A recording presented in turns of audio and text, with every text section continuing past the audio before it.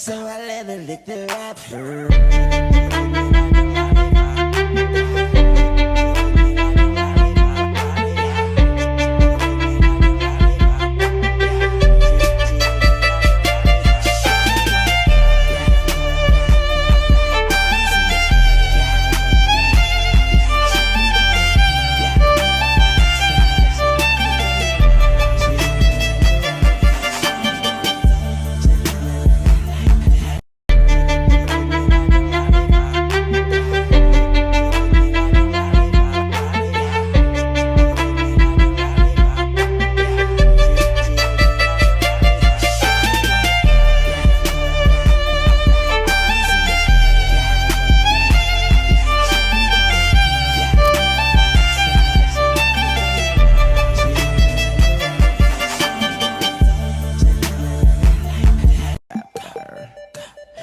All right, y'all, so here it is. The shirt is complete, and it's time for some do's and don'ts. And boy, don't we have a lot of don'ts today.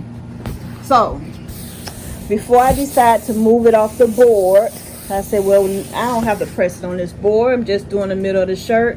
I let it down for no longer than 3 seconds, lift it back up, took it off the board, laid the paper back down, and those 3 to 5 seconds made a difference, because this is what you call shadowing.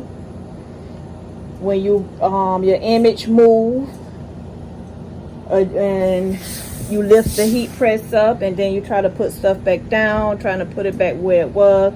I didn't even think to I didn't even realize that it had already made that effect when I laid it back down, because I would have tried to at least, you know, evened it up or something. Another thing I did not do is I should have either taped it or sprayed it so that it did not move. I didn't do it, but that was the after the fact. So, but I still, at the bottom, I had to repress it, so the sugar daddy was not affected at all. I had to press this twice. Now, it's very important. I'm going to show you why it's very important to lint roll your shirt before pressing, because this is what you will get. If you can see, there's like blue specks, dark specks on the sugar daddy. That is not part of the image. That is from pressing the shirt without rolling, lint rolling. So it's very important to lint roll your shirt. The board I was using, a cork board, and some of the cork got onto the shirt. I had not realized it till after the fact. So this is why it's important to lint roll your shirt.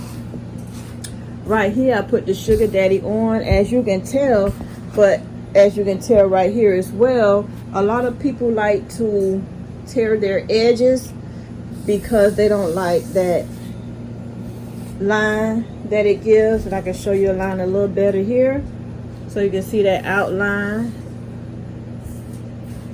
So that's why a lot of people tear their shirts. Tear the actual image, the paper that the image on. They'll tear the edges, but eventually that line is not going to stay. It'll eventually wash out.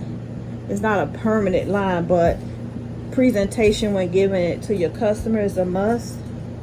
All right, so when I was telling you, make sure every piece of your, like my printer bleeds on the ends, and that's part of a bleeding.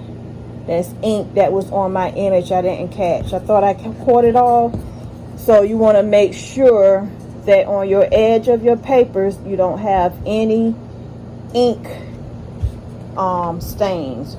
Sometimes, I ain't gonna say sometimes, but all the time, my 1430, the edges tends to leave, the printer tends to leave ink on the edge of the paper. So I don't know what's going on with that.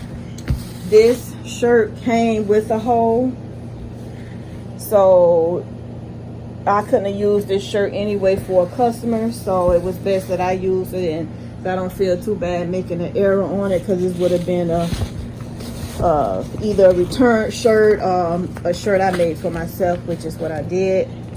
Right here I get, this is a, let me see see if I could. This shirt is 4X from a4.com. I actually purchased this from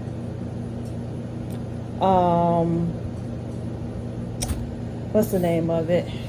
Tip of my tongue. I'll leave this name in the description somewhere. But yeah, it'll come to me probably at the end of this video. This image I sprayed on, the lollipop, I sprayed using this directly onto the image. I can tell some discoloration in it. So spraying this directly onto the image is a no-no. I suggest that you spray it directly onto your shirt. But however, don't spray too much, because I'm going to show you in a few once I get to the back why. Alright, so apparently my heat press may have some ink on it. Or the board I was using. I believe it's going to be the board, because this was on a board. So when you heat press in front and back, make sure you don't have no ink on the board or on your heat press, because it will, whatever ink that is from a previous work you've done will show up on it. So make sure you cover your board and your heat press. All right, so the back, I do have right up in here, I don't know if I put too much spray when I sprayed it with this basting adhesive. It is a temporary bond. It is for clothing. So I don't know, maybe if you know of anything else I could use that's more suitable for sublimation, please feel free to put that in the description box. But I got a bleed. When I noticed that bleed, it was pressed one time, so I'm not quite sure how it ran like that. So spraying the shirt, and I sprayed the shirt directly, is the only thing I can think of. Can't think of nothing else.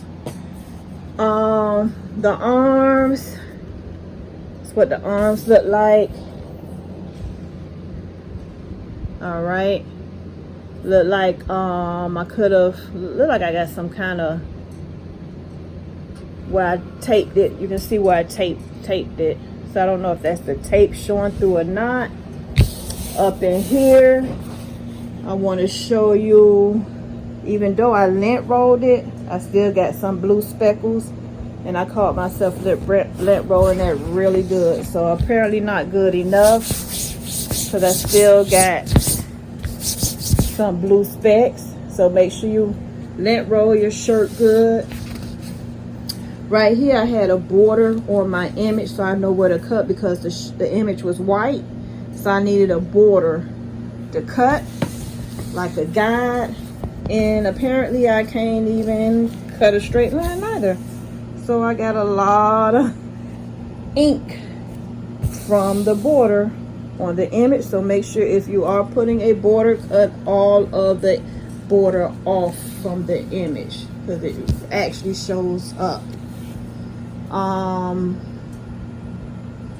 For some reason I have ghosting here. I'm not quite sure why. I only pressed the bottom. No, I pressed it twice. Pressed it here, and then I came back and pressed it. So you want to make sure not to move the shirt. Also, when doing all over shirts, you want to make sure that you have a bigger board underneath, so you can mainly move the board and not move the shirt. So a lot of this ghosting came from me having to move the shirt, because the board was not big enough to move. The board was not big enough for me to just move the board itself. I had to move the shirt. All right, y'all, this is my shirt. I am gonna wear it proudly, proudly. And ladies, if he don't forget to call your sugar daddy.